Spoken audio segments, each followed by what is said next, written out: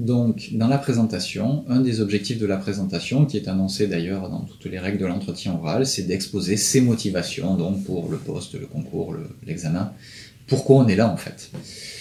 Et donc cette partie motivation n'a pas besoin d'être forcément très très longue. Alors pourquoi?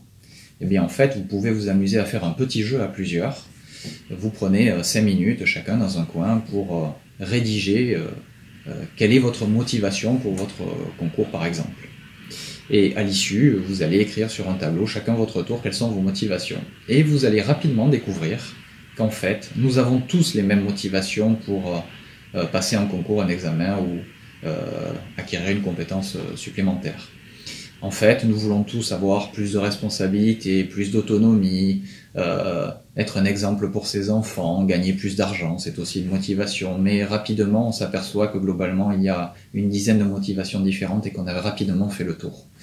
Du coup, eh bien, les motivations ne permettent pas de distinguer, de trier les candidats. Afin de pouvoir permettre de se distinguer des autres, il faut quelque chose en plus dans sa présentation. Si on se concentre d'un cursus, et il arrive fréquemment que quand on passe un concours, un examen, tout le monde ait à peu près le même cursus, la même ancienneté, suivi à peu près les mêmes filières.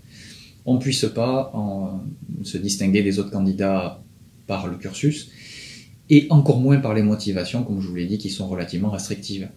Et du coup, le seul moyen en fait de se distinguer, c'est d'avoir quelque chose de plus dans sa présentation, et ça s'appelle un projet professionnel. Et nous allons donc évoquer maintenant, dans la prochaine vidéo, le projet professionnel.